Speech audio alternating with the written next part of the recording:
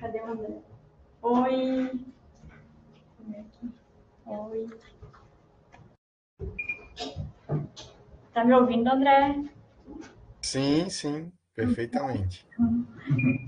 Bom, a gente vai fazer então a apresentação. Bom, gente, boa tarde. Estamos dando início então a mais uma defesa pública, né, de tese de doutorado. Nossa candidata é Ellen Cristina Preste Vivian e o título da apresentação dela é Educação Científica Bilíngue e Multimodal, Astronomia na Língua Brasileira de Sinais em uma Comunidade de Aprendizagem. Vão participar da banca o professor Dr. André Ari Leonel, da Universidade Federal de Santa Catarina, a professora doutora Bruna Fagundes Antunes Alberton, da FACED e da URGS, a professora doutora Alejandra Daniela Romero, aqui do Instituto de Física da URGS, e o professor Dr. Nathan Willing Lima, aqui do nosso programa de pós-graduação em ensino de física. A candidata tem cerca de 50 minutos a 1 hora para fazer a exposição da apresentação dela, e depois a gente passa para a parte da eleição. Então, Ellen, contigo a palavra. Então, boa tarde. Eu agradeço a todos todas que estão aqui presencialmente e virtualmente. Então, eu sou a Ellen, eu sou autista, sou, então, graduada na área de física, na área de educação de surdos, na área da educação especial inclusiva, tenho formação, então, em áreas diferentes e na minha pesquisa, na minha tese, eu articulo essas diferentes áreas com um pouco também da área da linguística. Aqui na minha apresentação eu trago alguns símbolos que representam a língua de sinais e a acessibilidade aos surdos. Também o símbolo do infinito com o espectro que representa a neurodiversidade. E o símbolo do girassol, que representa as pessoas com deficiência e as deficiências ocultas. Para marcar aqui no chão da URGS a neurodiversidade, as pessoas com deficiência. Talvez seja, não sei dizer com precisão, uma das primeiras pessoas com deficiência a defender uma tese aqui no Instituto de Física, né? Ou talvez pelo menos no nosso programa de ensino de física do Instituto, ou pelo menos a primeira pessoa e mulher autista aqui a passar no programa. Então, a minha tese se intitula Educação Científica Bilíngue e Multimodal, Astronomia na Língua Brasileira de Sinais em uma Comunidade de Aprendizagem. Então, né, para justificar um pouco da minha pesquisa, eu trago na introdução e também como justificativa o reconhecimento da Libras. Ela já foi assim uma questão que aconteceu muito tarde historicamente, né? Ela foi acontecer somente em 2002. E o reconhecimento e a regulamentação dessa língua só mais tarde, em 2005. Então, nos cursos de graduação, de licenciatura, a partir de 2005 que passou a se incluir essa disciplina na formação de professores como obrigatória e depois, né, como optativa em outras graduações. E a regulamentação da profissão do tradutor e intérprete e de língua de sinais foi mais tarde ainda, em 2010.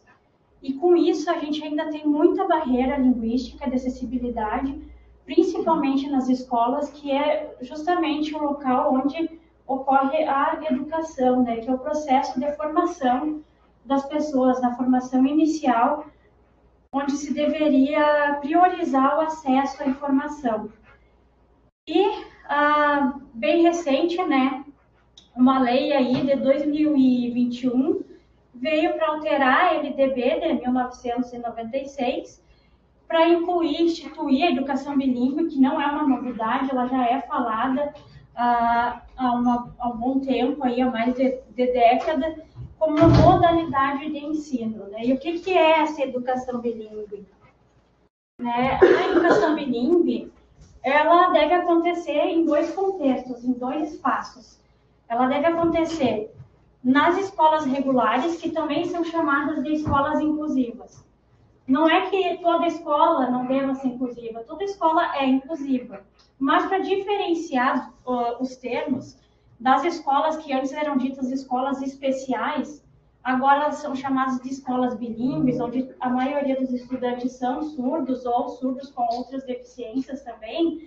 A escola regular, ela deve ser inclusiva no sentido de que todas as pessoas com deficiências, sem deficiências, pessoas com diversidade de gênero, etnia, enfim, todas as diversidades devem ser incluídas, devem ser aceitas, independente das suas diferenças.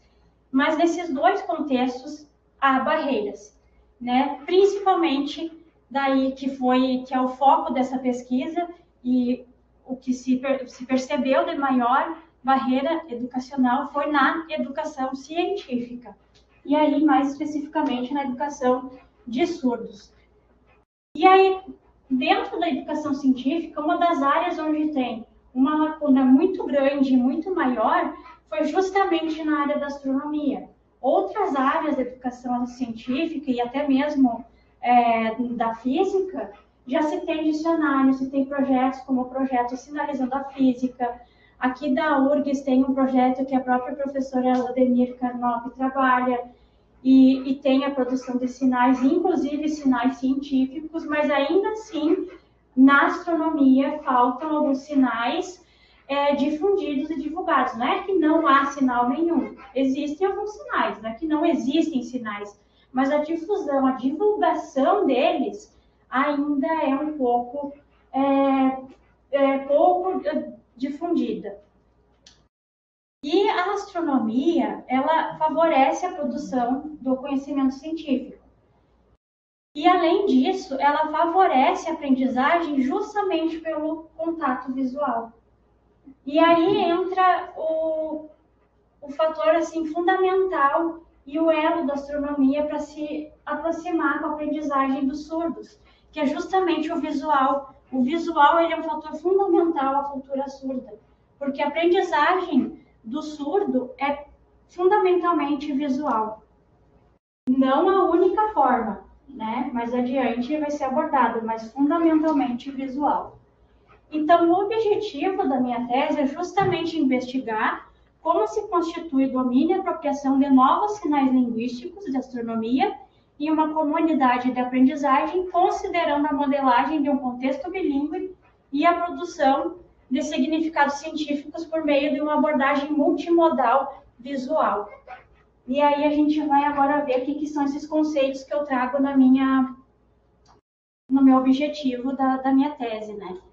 E aí os objetivos específicos, então, apresentar um panorama sobre os principais aspectos que orientam a educação científica bilíngue, considerando aproximações aí, então, da área do ensino de física e educação em astronomia.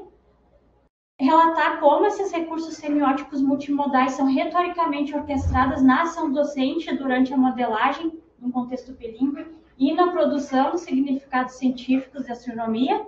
Caracterizar como se constitui a modelagem num contexto bilíngue através do conhecimento da Libras e da familiarização com a cultura surda, que ele é anterior, então, a chegar no contexto para produzir os significados científicos, e depois, então, descrever como que ocorre o processo de mediação e interação entre docentes e estudantes, e gera possibilidades para a aprendizagem desses novos signos linguísticos de astronomia em um contexto bilíngue, multimodal de produção de significados científicos.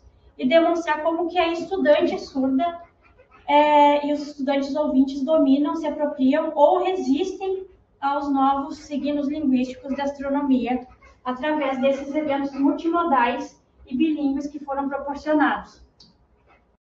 E aí as questões de pesquisas foram 3, né? Como que os recursos semióticos são retoricamente orquestrados na ação docente para promover a aprendizagem de astronomia em um contexto bilíngue, como as ferramentas culturais são empregadas na ação docente, bem como na leitura e interpretação, né, pelos estudantes desses novos sinais de astronomia, e quais são as possibilidades e restrições fornecidas pelas ferramentas culturais e pelos recursos semióticos multimodais durante o processo de aprendizagem científica.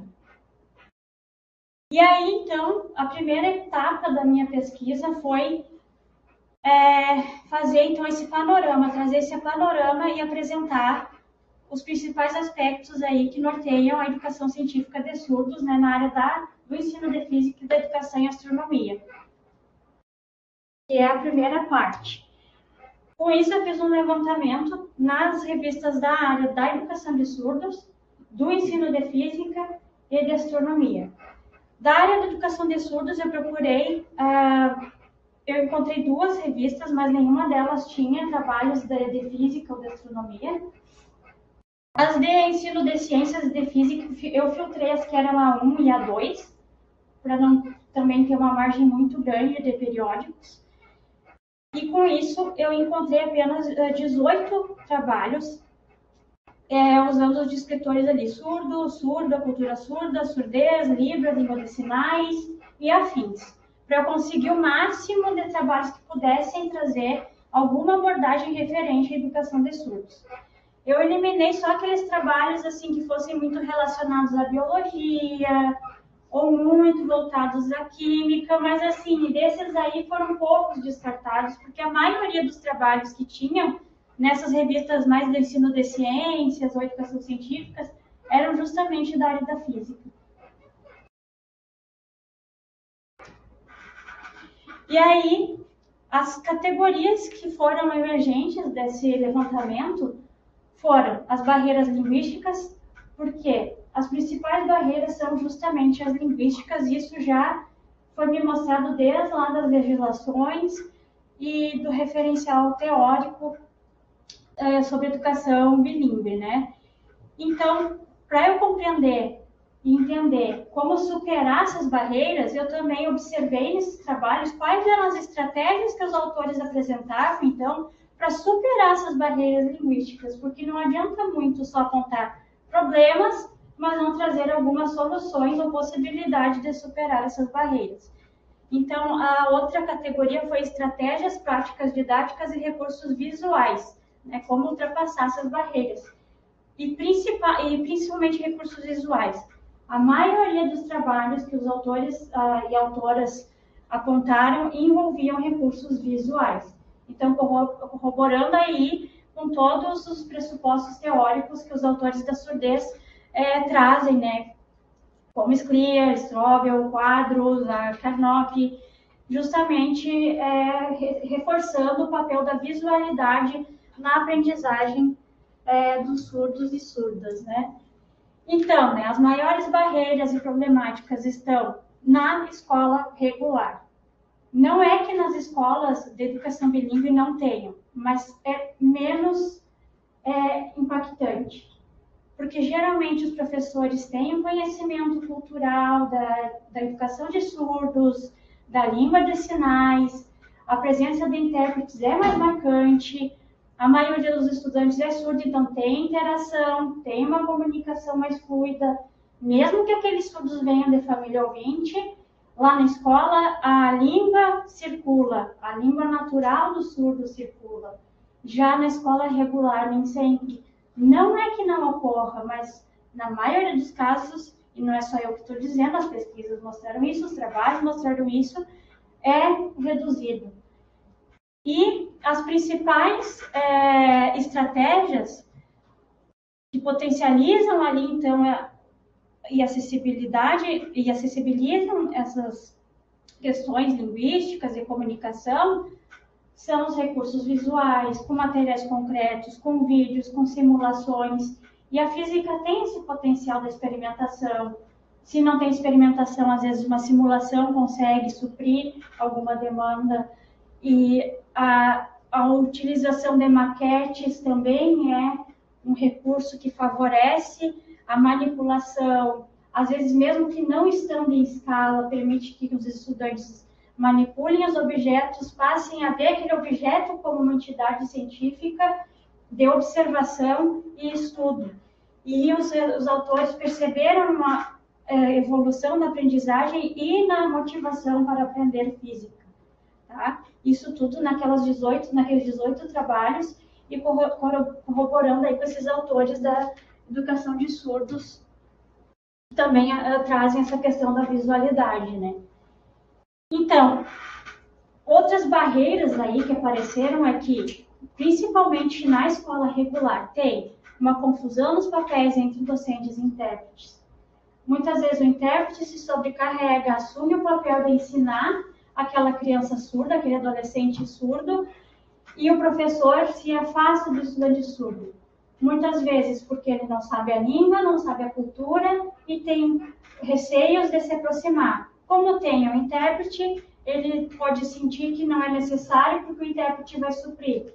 Mas muitas vezes aquele intérprete não tem o conhecimento daquela área e acaba que fica fragmentada a questão dos conceitos científicos que ele não domina. Não é sempre, mas na maioria dos casos, tá? Isso pode acontecer, e é o que geralmente aconteceu nas pesquisas, né? Mas o que os autores apontaram, então? De recursos linguísticos, né? O uso da Libras, o potencial ali é quando entra o uso da Libras com mais intensidade na aula, onde os alunos começam a usar, os colegas começam a usar, o ensino de Libras para os colegas também. Não só o estudante surdo usa aquela língua na sala, mas os seus colegas e mais pessoas da escola. Porque a escola inclusiva, dita inclusiva, não apenas uma escola regular, ela também deve ter a Libras circulando no espaço escolar, na comunidade escolar. O uso da língua escrita também, porque o surdo deve aprender não só a Libras, mas também se apropriar do português, porque ele mora no Brasil, ele precisa conhecer essa língua. Que língua é essa? Por que ele não é apresentado essa língua? É como se é uma forma de capacitismo afastar o surdo da língua portuguesa.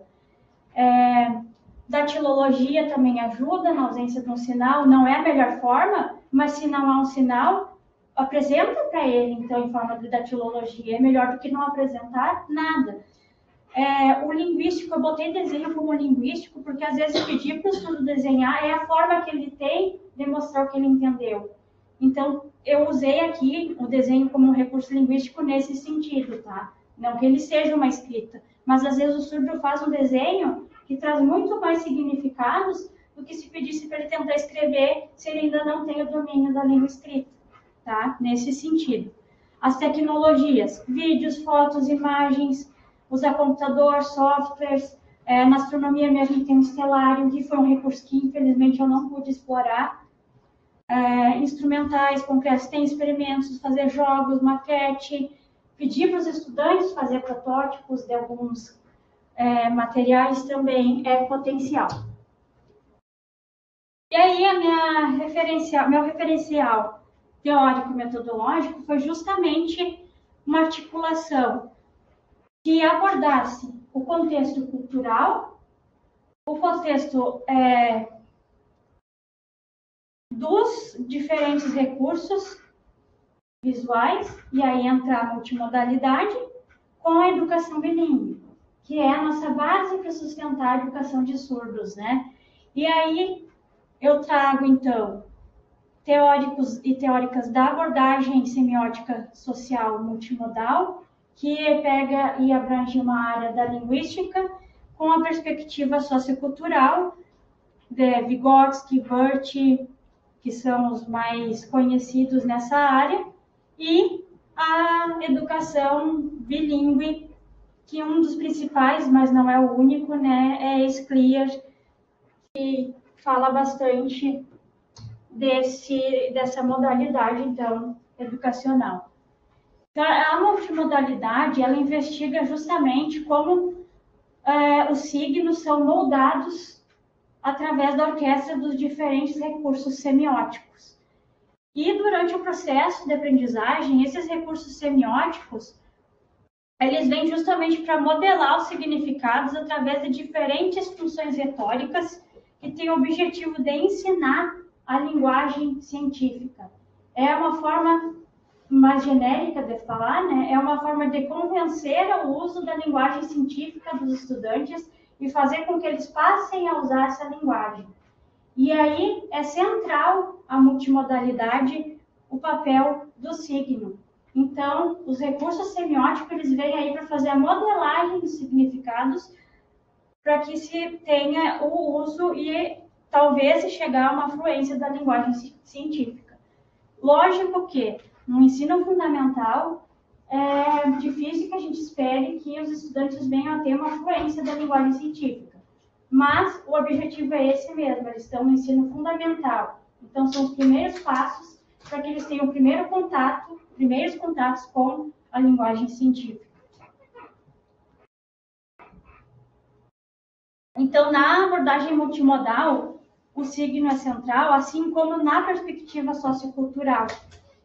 Então, na perspectiva da linguística, ainda traz aquele fundo da linguística, né, dos estudos mais tradicionais, de ver o signo ainda como aquela unidade básica do significado, mais voltada ao estudo das palavras, morfologia. Mas, na perspectiva sociocultural, o signo ele não é só uma palavra, ele é mais do que isso. Eles são as ferramentas culturais, eles são ferramentas autogeradas, eles representam mais do que apenas palavras. Eles têm a função justamente eles são moldados, no caso, justamente pela cultura humana. Então, eles têm um papel, eles podem ser tanto psicológicos como palavras, por exemplo, mas eles também podem ser ferramentas, instrumentos que moldam a ação humana.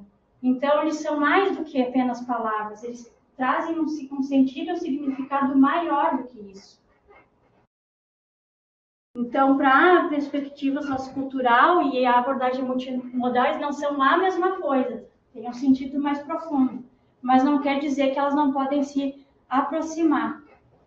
Então, os recursos semióticos, eles são justamente os diferentes meios e modos de comunicação. E eles se modificam, como eles são respostas da cultura humana e respostas da sociedade, eles se modificam conforme a nossa necessidade. É justamente o que ocorre com a língua, quando surge uma demanda diferente, não tem uma palavra para explicar aquilo, ou a gente se apropria de uma língua estrangeira, por exemplo, smartphone, né? É uma palavra que a gente se apropriou para a nossa língua, a gente usa como se fosse nossa, e na Libras, ou nas línguas de sinais, ocorre a mesma coisa. Na ausência de um sinal, a comunidade surda faz um movimento e um novo sinal surge para suprir a necessidade e a demanda da ausência daquele sinal para conceituar aquela nova demanda que surgiu. Então, cada recurso semiótico, ele exige trabalhos cognitivos diferentes. Conforme as demandas também da sociedade, um novo signo vai surgir. Então, esses signos eles podem potencializar ou restringir. Nem sempre os signos eles vão servir e vão ser potenciais. Por exemplo, numa aula, onde todos são ouvintes e apenas um surdo, e aquela aula está sendo toda ministrada na modalidade oral, os ouvintes estão sendo favorecidos. Então, a ferramenta que está sendo usada ali no momento, que é a oral, e eles estão utilizando o canal auditivo, está sendo potencial para os ouvintes. Mas para o surdo, não. Ela está sendo restritiva. Ela está restringindo os surdos de aprenderem, ou de ouvirem, ou de se interarem daquelas informações. Ela não é potencial. Então, nem sempre uma ferramenta vai ser útil, ou aquela ferramenta cultural vai ser útil da mesma forma para diferentes pessoas. Então, diferentes ferramentas, elas vão ser potenciais ou restritivas para diferentes pessoas, conforme as suas demandas cognitivas, psicológicas, fisiológicas, enfim, e culturais. E é justamente esse cenário que tem nas aulas regulares de uma escola inclusiva. E por isso aí as maiores barreiras estão lá. Então, tanto a perspectiva sociocultural quanto a abordagem multimodal justificam isso, elas mostram isso. Então, os modos, eles podem ser linguísticos, visuais, acionais, auditivos, enfim, tecnológicos. E a língua de sinais, por exemplo, é um modo, né, linguístico, onde a fala ela é visual e acional. Né? Os autores da surdez, por exemplo, Quadros, ela diz que ela é visual e espacial. Como eu usei esses autores, eu trouxe, então, um visual acional. Então, ela é visual, acional e espacial, por articular todos esses autores. E os meios, eles podem ser fisiológicos, materiais, e aí os tecnológicos também, né, que são os computadores, uma caneta é um recurso tecnológico. Então, a ação humana, essa ação que a gente fala, ela é mediada por instrumentos que são justamente essas ferramentas que eu falei. E essas ferramentas culturais, elas se dividem, né, em duas categorias ou subcategorias.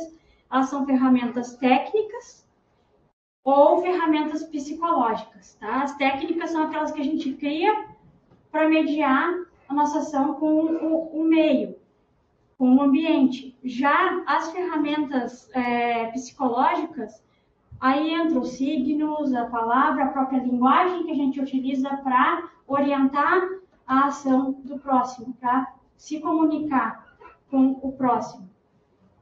E aí entra, então, a interação social, que eu uso a linguagem para promover essa interação social. E é através justamente desses dois conceitos, mediação e interação, e da relação entre os dois, que vem o conceito de internalização, que era usado por Vygotsky, mas Wert vê o conceito de internalização como se fosse um conceito que parte de um pressuposto que é um processo puramente interno, como se fosse algo extremamente mental, puramente mental. Mas não é bem assim. Há também processos externos que ocorrem. Então, ele traz uma diferenciação entre os conceitos de domínio e apropriação, para diferenciar desse conceito de internalização, e a partir disso eu também não uso mais esse conceito de internalização e passo a utilizar os conceitos de domínio e apropriação enquanto conceitos fundamentais para que haja a aprendizagem. E aí, de fato, é a reconstrução interna de uma operação externa. E se é uma reconstrução interna de uma operação externa, que ocorreu primeiro no plano das interações sociais, e aí passou a ser operado no plano das operações psicológicas, intrapsicológicas, né? Intramentais,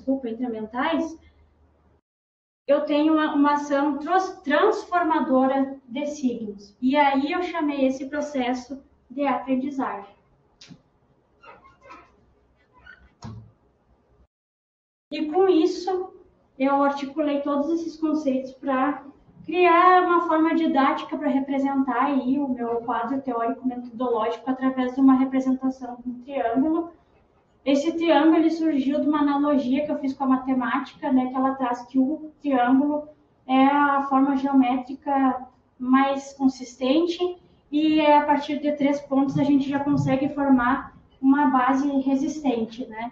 E aí, então, através da ligação de 3 pontos que foram unidos pelo conceito de multimodalidade, eu formei uma base, que é a base justamente a Libras, a cultura surda, que são os 2 elementos fundamentais da educação bilíngue. Então, a base da educação de surdos é a educação bilíngue, e com isso eu tenho uma das arestas formadas, e através das outras arestas vai ser justamente a mediação e a interação, que são indispensáveis para o processo de domínio e apropriação. E com isso, eu tenho os elementos fundamentais para a aprendizagem, que estão representados na forma de flechas com movimento cíclico, porque ela não tem um ponto inicial, um ponto final, não dá para dizer que começa com a interação, com a mediação, mas é um processo cíclico, e esse triângulo ele é justamente formado por esses ângulos, representam então a visualidade, que é o elemento fundamental da educação de surdos. E é um dos elementos fundamentais que os próprios autores da multimodalidade defendem. Então, cada ponto... Eu botei o conceito de multimodalidade escrito só lá por uma questão estética, mas a multimodalidade é cada um dos vértices que ligam o triângulo, e cada ângulo é a visualidade acompanhando os pontos, porque o ponto é justamente a multimodalidade. E aí, a aprendizagem, então, é esse movimento cíclico, e aqui eu tenho a minha face que formando a educação científica. E aí, então, né, para os meus encaminhamentos metodológicos, a minha tese ela ficou bem carregada de um rigor descritivo, e isso porque ela tem um caráter etnográfico, embora não seja uma pesquisa do tipo etnográfico, eu não trago essa abordagem na minha tese, mas só para pontuar, ela tem um caráter qualitativo etnográfico, tá? Mas não é uma abordagem que eu discuto na minha tese, não é esse o foco. E ela correu, então, em 3 partes, né? A parte do estudo de campo. A primeira parte foi a familiarização com o contexto. A segunda parte foi a elaboração e implementação da proposta didático-pedagógica. E aí a terceira parte foi a descrição, análise e discussão dos resultados. Então, né, primeiro eu fiz um questionário diagnóstico para saber como que estava a educação de surdos na rede municipal de Caçapava do Sul. E com isso, então, eu defini como um local que iria realizar a pesquisa, que seria na Escola da Floresta, que é onde tem uma comunidade de aprendizagem. Esse questionário diagnóstico eu realizei com a coordenadora de educação especial do município. E lá ela me relatou, o questionário tinha 10 perguntas, eu não sei se eu botei ele aqui, não. Eu falei com ela alguns aspectos, embora eu já conhecia um pouco da realidade, porque eu era servidora lá na época. Havia mais ou menos, na época, 8 estudantes surdos, né, entre meninas e meninos. E esses estudantes, a maioria não tinha intérprete de Libras. Alguns na educação infantil, outros já no ensino fundamental até o 5º ano. E alguns já estavam mais avançados ali dos anos finais do ensino fundamental. Desses estudantes, eu cheguei a ser intérprete de algum por um tempo, mas na época eu era orientadora educacional na escola. E eu comecei a trabalhar, então, nessa Escola da Floresta, e lá tinha uma estudante surda que estava sem intérprete, né? Mas naquela escola eu era orientadora educacional. Então, como orientadora, eu comecei a fazer um trabalho nessa comunidade de aprendizagem. E na época tinha só 3 intérpretes na rede. Então, não supria a demanda de 8 estudantes surdos. E eu sendo uma orientadora educacional que tem influência na língua, eu me caracterizava como uma orientadora educacional bilíngue. E por ser também formada na área de física, também como uma física educadora bilíngue. Nessa comunidade de aprendizagem, ela traz os estudos que têm origem nos estudos da europeu, também de José Pacheco, justamente da aprendizagem em forma de comunidade mesmo, onde todos contribuem com a aprendizagem, onde há uma parceria e os professores eles trabalham em forma de tutoria e os estudantes escolhem os temas que eles querem aprender. Então, os temas que eu trabalhei com eles, não foi eu que escolhi, embora era o que eu queria trabalhar astronomia com eles, bilíngue. A gente foi, nos dias que eu observava a turma, eu era orientadora na época da escola, eles faziam reuniões com a turma de estudantes, e aí eu ia lá para interpretar para estudante surda, e aí o tema que eles escolheram era Libras, um dos temas, entre robótica, tinha programação, que a estudante surda gostava muito e era muito boa na programação, tinha a culinária, a horta, vários temas, e outro era astronomia. Então, partiu deles o interesse por Libras e astronomia entre esses outros temas. E aí eu sugeri, quem sabe vamos trabalhar astronomia em Libras, porque aí era o meu interesse também. E aí eles toparam. Então, a partir daí, surgiu o AstroLibras. E o AstroLibras se tornou o projeto, então, daquela comunidade de aprendizagem, que depois também se tornou um projeto para o trabalho da Feira de Ciências. Tá? Então, a partir daí, as aulas eram eles que escolhiam o que ia ter na próxima semana. Então, eu tinha um pré-planejamento, mas eu fazia uma intervenção e na outra semana ia ser conforme as dúvidas que eles tiveram da primeira. E aí eu mudava todo o meu planejamento, porque eles trabalham assim na comunidade de aprendizagem. E eu nunca fui muito tensa nem preocupada. Eu tenho que ir para coletar dados para fazer a pesquisa. Porque era uma comunidade de aprendizagem, todos se apoiavam. Então, eu tinha apoio dos tutores, eles ficavam junto comigo, eles aprendiam a Libras junto comigo, todo mundo sentava em círculos, eles começaram a tentar se comunicar com a colega surda, uma das tutoras já estava fazendo aula de Libras em casa. Quando eu não ia presencial, eles faziam aulas de Libras, eles faziam aulas de astronomia, eles iam para a universidade lá para a Unipampa, que é a universidade próxima, e eles faziam observações noturnas, então tudo isso foi muito fluido. E aí os temas que a gente escolheu para trabalhar, que na verdade eu pré-selecionei, né, foram em 2 módulos. O primeiro módulo foi justamente para introduzir a educação bilíngue, porque primeiro eles precisavam aprender Libras, porque a Libras ainda não circulava muito fluida naquela turma da floresta. E aí foram 5 temas, né? Desde o alfabeto até diálogo e conversação. Eu não vou ler um por um, porque eu não acho que seja pertinente, né? E astronomia também. Foram 10 temas, mas desses eu não trabalhei todos nessa forma sequencial, tá? E aí eu trabalhei desde a introdução à astronomia, evolução estelar, sistema solar, até chegar ao Big Bang, e aí o Big Bang é que foi o grande encerramento, porque aí a gente conseguiu criar um sinal dentro do grupo para sinalizar Big Bang.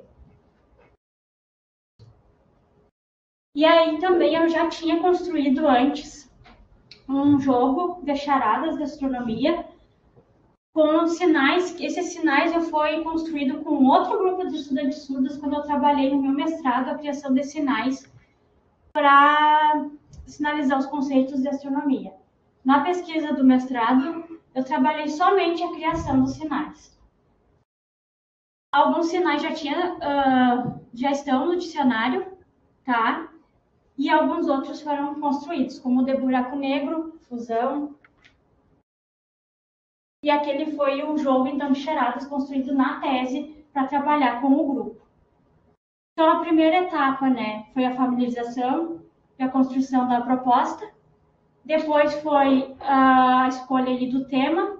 E depois ocorreram 15 encontros presenciais e remotos. E aí, a terceira etapa, então, foi a descrição e análise desses encontros, onde eu usei, então, para descrever e analisar somente os 8 encontros que foram presenciais e com a presença da estudante surda, porque em alguns encontros ela faltou. E uma grande questão que prejudicou a análise multimodal foi justamente porque eram crianças, eles se movimentam, eles se agitam, né? Uma turma muito seriada, tinha crianças de 7 a 15 anos, eles derrubavam as câmeras, aí até perceber que as câmeras caíram, daí a gente ia reconectar, se perdia muito material. Às vezes o áudio não ficava muito bom, às vezes a câmera desviava da estudante surda, eu não conseguia ver que sinal ela usou. Então, essas coisas atrapalham a pesquisa multimodal, principalmente numa sala de aula com crianças.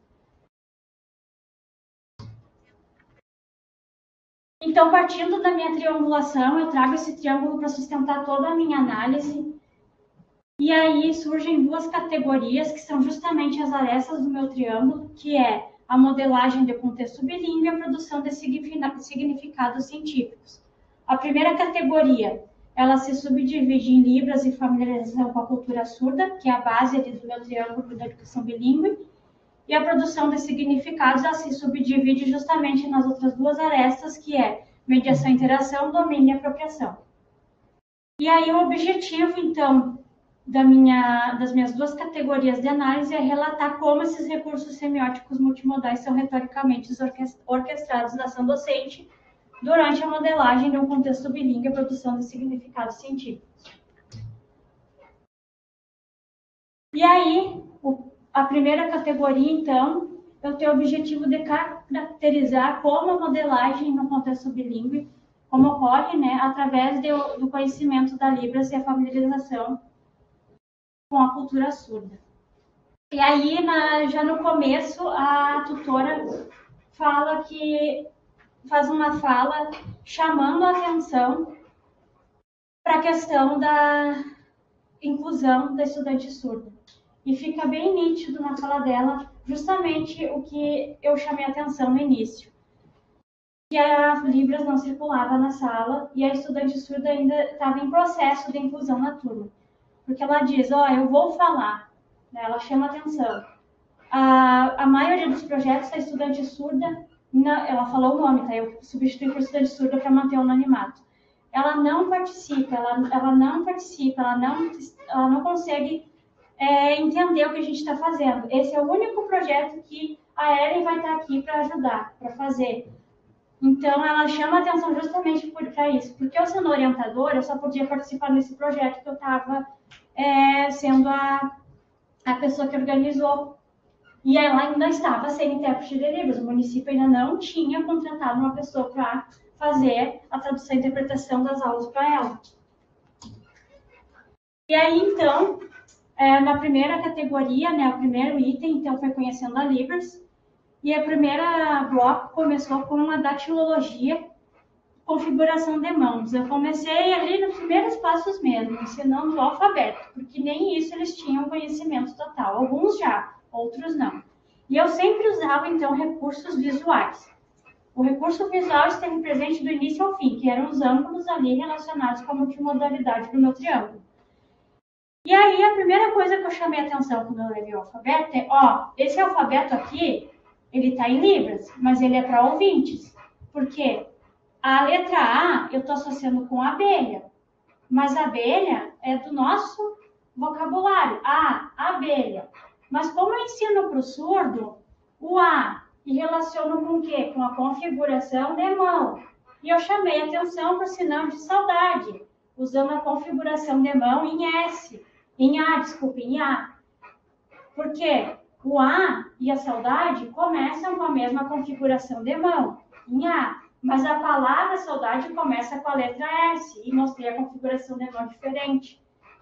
Para o surdo, não faz sentido eu relacionar A e abelha. Faz sentido relacionar A e saudade.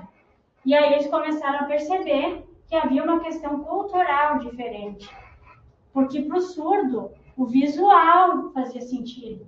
E para o ouvinte, o sonoro fazia sentido. O oral fazia sentido. A abelha. E para o surdo, não. Era a saudade, com a configuração de mão em A. Outra questão veio aí os 5 parâmetros. E aí eu comecei a trazer a questão das expressões faciais. E aí eu chamava a atenção, olha para o sinal, triste, feliz, e mostrava aquela expressão corporal, retraía o corpo, para mostrar para eles, a língua tem movimento, a língua tem expressões, que muitas vezes quando a gente fala, a gente fica com o corpo mais parado, o rosto a gente não movimenta tanto. Mas na Libras tem um movimento, esse movimento, essa expressão, ela é gramatical. E aí eles percebiam a diferença e diziam, olha lá, olha a cara que ela fez. Eles começaram a perceber isso. E a estudante surda começou a se levantar e chamar a atenção dos colegas. Ela batia na mesa, ela dizia, olha para mim, ela batia no ombro, ela começou a alertar os colegas. E aí ela se levantou e começou a circular na sala. Ainda conhecendo a Libras. Outro bloco foi gramática e um pouco da morfologia. E aí entrou a questão que eu falei, por exemplo, do smartphone. A Libras também é uma língua que se atualiza, porque a linguística é um estudo, é uma ciência que também evolui.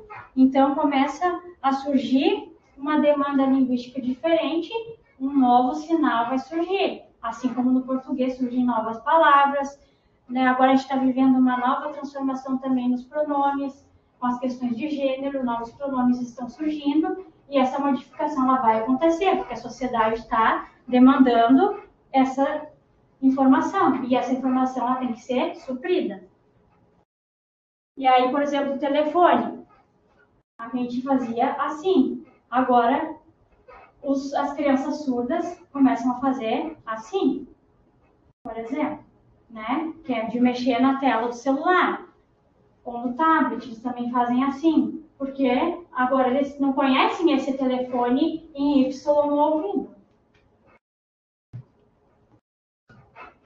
E aí eu levei, então, esse material era eu que elaborava para eles. Eu levei todo um sinalário para eles. Eu levava em preto e branco para eles colorirem, e alguns eu levava colorido. Mas, assim, me surpreendeu que eles não gostavam de colorir, então ficou muita coisa em preto e branco mesmo. E aqui, a maioria das vezes, era visual e acional. Visual e acional. O primeiro bloco foi todo visual e acional, visual e acional. E era eu sozinha falando de forma muito unimodal mesmo. Era só eu falando em português e libras junto, simultâneo. Não tinha intérprete, era eu falando em português e libras. E isso fica um pouco comprometido, porque perde a fluidez da língua.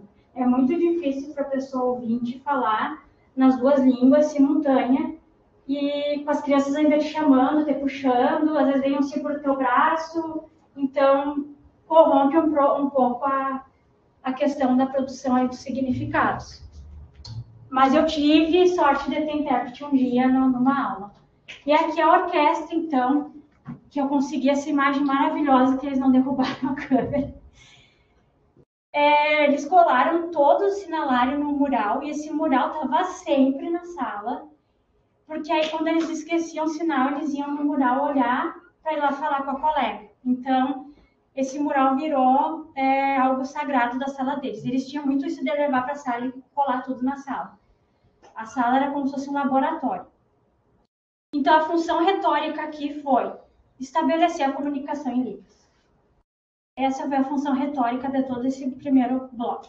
E aqui a orquestra é eu falando, explicando alguns sinais, a estudante surda me corrigindo e corrigindo os outros, porque ela corrigia eu também, porque às vezes eu confundo alguma configuração de mão e ela corrigia os colegas, ela ensinava. Muitas vezes ela me perguntava para ela ir lá responder para um colega, e eu queria que ela fizesse isso para mostrar a representatividade surda, porque é muito importante que o surdo tenha esse papel, né, e não eu ouvinte. E aí temos então toda a orquestra, aqui tem pessoas sinalizando, tem pessoas perguntando uns para os outros, tem pessoas conversando e tem pessoas que não estavam prestando atenção também, porque é uma sala de aula.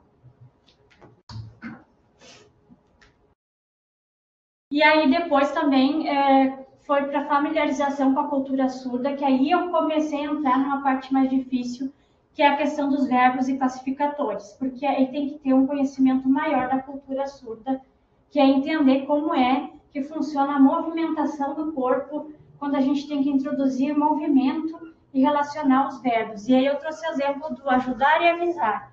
Quando eu vou avisar alguém, ou ajudar alguém, ou é para me avisar, ou me ajudar. E mostrei para eles, viram como o mesmo sinal muda de movimento conforme eu quero informar a quem ou o que, dando a ênfase do movimento do sinal, porque isso era fundamental para eles entenderem como o movimento, a configuração de mão, a orientação, importa para formar um sinal de um conceito científico. E eles estavam pegando essas informações. E aí eu fiz, então, né, fechando já a parte da familiarização com a cultura surda, que foi aí a segunda parte da minha primeira categoria, o desafio de comunicação, onde eu fiz uma inversão de papéis. Ali era maioria ouvinte, língua era a língua portuguesa, todo mundo falando com a língua oral, estudante surda, na maioria das vezes, excluída. Vamos inverter a coisa. A língua agora é a língua de sinais, ninguém vai usar a língua oral, e nós vamos conversar e vocês vão ter que entender o que a gente está falando, e alguém vai vir para cada intérprete. Só que ninguém ainda dominava muito. O que aconteceu? Ninguém conseguiu resolver. O colega aqui que disse que ia ser intérprete, que foi, não, eu vou. Ele foi, não conseguiu, ele se desesperou, porque a sua expressão facial muito engraçada, porque ele não conseguiu, ele começou assim para todo mundo e ninguém fazia nada, ninguém ajudava. A estudante surda começou a rir, debochou dele. E aí foi muito legal, porque eu queria justamente isso, mostrar para eles como a estudante surda se sente. E aí ela também gostou porque ela se sentiu empoderada. Ó, eu sei, essa língua que eu domino, esse espaço é meu. Então é justamente isso, né? Eu mostrei como é quando a função, a ferramenta psicológica que ela dominava, ela se empoderou. E eles se sentiram, né, sem aquela ferramenta, eles se sentiram sem reação, eles não tinham como. E aí, então, eu finalizando a parte da modelagem do contexto bilíngue, um dos tutores fala, né, a coisa boa, esse silêncio que fica nas falas. Então, eles passaram a entender o que era a cultura surda, é aprender no silêncio, é o agito do silêncio. E aí eu vou para a parte da produção dos conceitos científicos, dos significados científicos, que é descrever como a mediação e interação entre o docente e estudantes geram possibilidades para a aprendizagem dos novos signos linguísticos de astronomia em um contexto bilíngue e multimodal de produção de significados científicos, demonstrar como estudantes surdos e estudantes ouvintes resistem, dominam ou se apropriam de novos signos linguísticos no processo de aprendizagem de astronomia através desses eventos multimodais visuais bilíngues.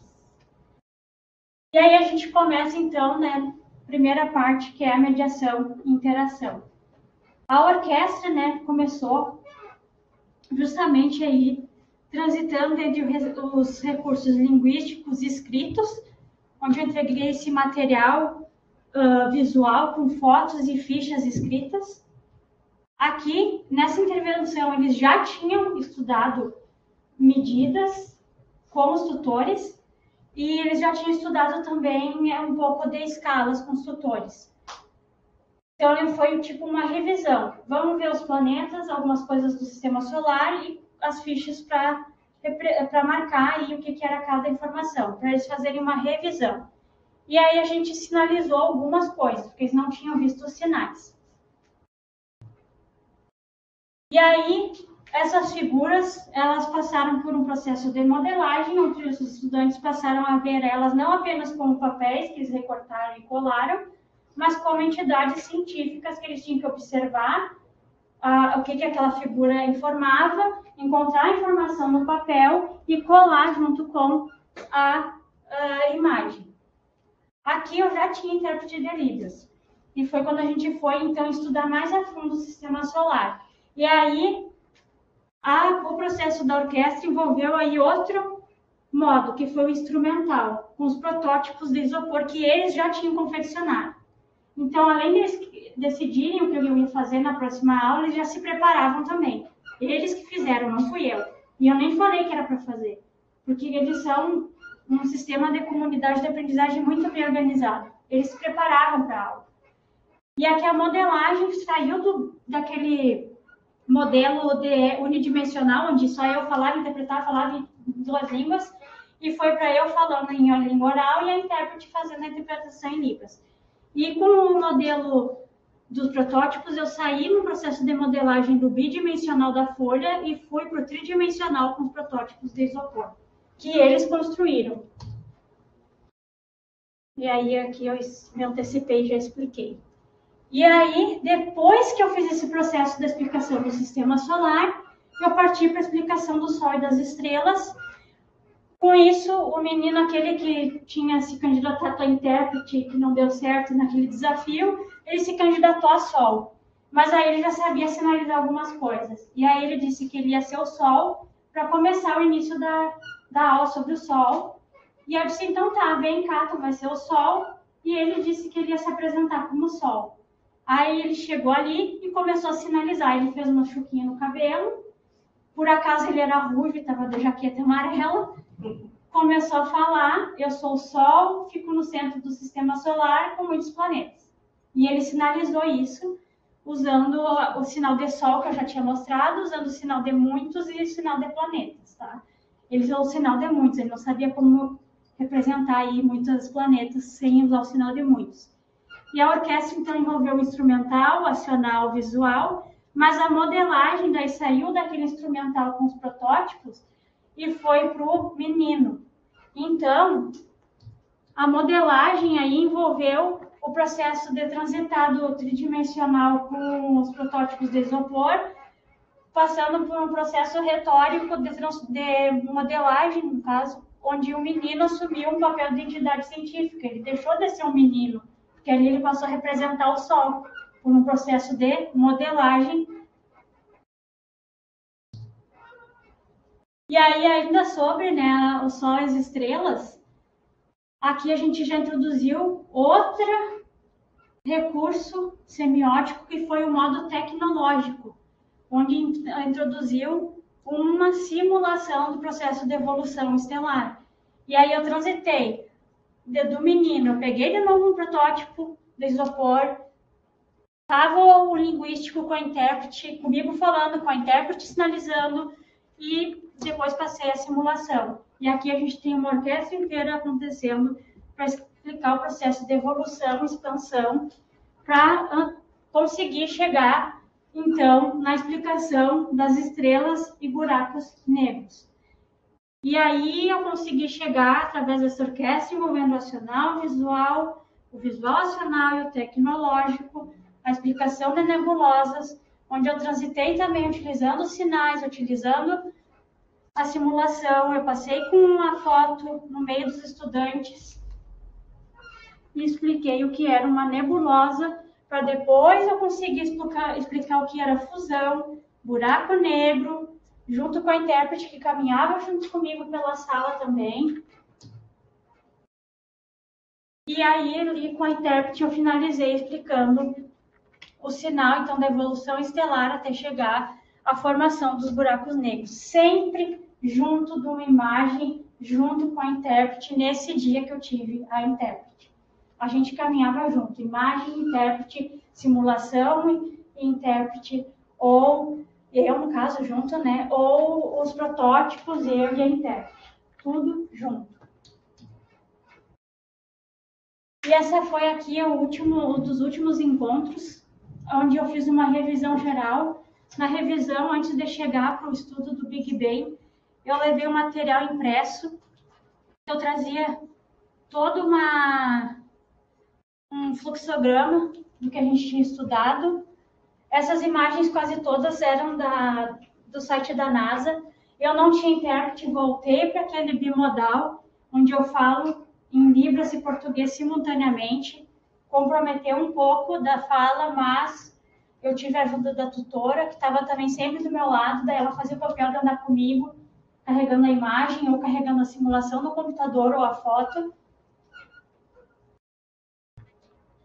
E depois eu passei 10 simulações para eles. E aqui foi só simulações. E aí eu transitei do visual com as imagens para o tridimensional com as simulações. E a revisão foi feita totalmente em silêncio, só com as simulações, depois que eu tinha feito a explicação usando a imagem e a fala. E foi após as simulações, então, que a estudante surda criou o sinal para o Big Bang, sem nos dizer que ela deveria ter um sinal, quando eu disse, mas a gente não tem um sinal para esse último conceito que vimos. E ela levantou e disse, fez a datologia, que o Big Bang podia se sinalizar, do modo que eu já vou mostrar. Então, foi dessa forma que a gente conseguiu, então, mostrar como que os recursos semióticos são orquestrados e como que essas ferramentas são empregadas na ação docente e como que ocorre a leitura e interpretação pelos estudantes. E aí, agora eu vou mostrar como que ocorreu a criação, então, do sinal de Big Bang. Porque criar o sinal é justamente uma forma de difundir a linguagem científica em Libras e aproximar a comunidade surda da comunidade científica. E é justamente a forma de ampliar a linguagem científica na cultura surda. Aqui está a gente, então, jogando aquele jogo que eu falei lá no início, o jogo de charadas, e foi onde a gente conseguiu socializar, promover a interação.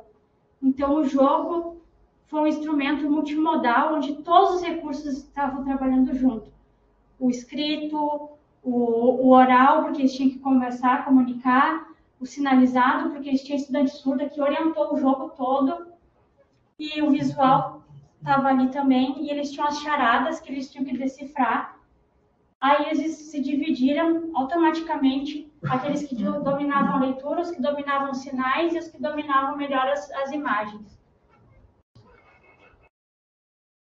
E a gente entra na questão do domínio e apropriação, que foi percebido pelo protagonismo e identidade surda. E aí eu usei como indicador de aprendizagem justamente a identificação ou a resistência. Identificação porque Wert traz como uma forma de perceber como ocorre o processo de apropriação. E na cultura surda, uma forma de perceber isso é através do protagonismo surdo. E a principal forma do protagonismo surdo já dá para perceber aqui na primeira aula. A estudante surda, cabeça baixa, e a hora que ela me viu, ela levantou a cabeça. Reconhecimento cultural. Com a minha presença, ela se identificou. E daí em diante, a participação dela se tornou muito maior. E aqui ela criando o sinal de Big Bang, que foi após o vídeo, e ela disse que esse seria o sinal de Big Bang. Ela sinalizou como um processo de colisão ou atrito da ida das partículas que começaram a se condensar muito e em forma de energia houve uma expansão. E todo mundo aplaudiu. E aqui ele socializando também na Feira de Ciências, um também dos principais indicadores da apropriação. Aqui eles anotando na aula, e como eu disse, né, indicadores, porque o processo de apropriação e domínio ele é difícil de perceber. Mas houve indícios de que eles estavam se apropriando, porque eles começaram a se comunicar com a estudante surda, eles perguntavam os sinais, eles perguntavam os conceitos, a estudante surda orientava as aulas, orientava os colegas. E com isso, então, demonstrei quais são as possibilidades e restrições, né, desse trabalho todo realizado. Então, é justamente utilizar uma praxis pedagógica que valorize a visualidade, a Libras e a cultura surda, através dessa triangulação metodológica que eu propus. E com isso, né, a minha tese investigou justamente como se constituiu esse processo de domínio e apropriação da astronomia em uma comunidade surda de aprendizagem. E aí eu já chamei de comunidade surda de aprendizagem porque a partir do momento que eles estavam se apropriando da língua, entenderam a cultura, se comunicavam com a colega surda, aquele ambiente se tornou uma comunidade surda de aprendizagem e de produção de significados científicos. E assim, essa pesquisa destacou a importância da prática e dos aspectos socioculturais e dos aspectos da língua e da cultura na produção dos significados em um contexto de educação bilíngue baseado em recursos semióticos multimodais. E a minha tese, então, ela diz justamente que a introdução de novos sinais para terminologias de astronomias, ela modifica as relações entre a ciência escolar, entre a comunidade surda e a comunidade científica, incentivando o uso e a difusão da linguagem científica bilíngue. Portanto, a proposta de criar e disseminar sinais através da aprendizagem de astronomia pode servir de modelo educacional para futuras pesquisas em educação bilíngue de surdos. Foi através da modelagem no contexto bilíngue e da produção de significados científicos que os novos sinais linguísticos de astronomia puderam ser difundidos na cultura surda, diminuindo os abismos entre a cultura surda e diminuindo os abismos entre os surdos, ouvintes, bem como entre a comunidade surda e a comunidade científica, e abrindo um horizonte de possibilidades didático-pedagógicas para a educação científica bilíngue e multimodal. E é essa a minha tese. Eu agradeço a banca, as intérpretes, ao intérprete, as pessoas que assistiram. E também não podia deixar de trazer o símbolo da neurodiversidade. Aqui são minhas referências. E eu tenho uma coisa não convencional para fazer, Alex, mas não posso deixar de homenagear minha amiga Jennifer, Foi uma colega nossa do programa que nos deixou antes de concluir a pesquisa dela. Eu queria escrever algo bonito para ela, mas eu não consegui. E ela também era uma pesquisadora da área da astronomia. E eu queria que ela estivesse aqui com a gente fisicamente. E ela foi até o fim fazendo a pesquisa dela, ela nunca parou. E eu não sabia o que escrever, porque a Jennifer foi uma pessoa muito grande, maravilhosa.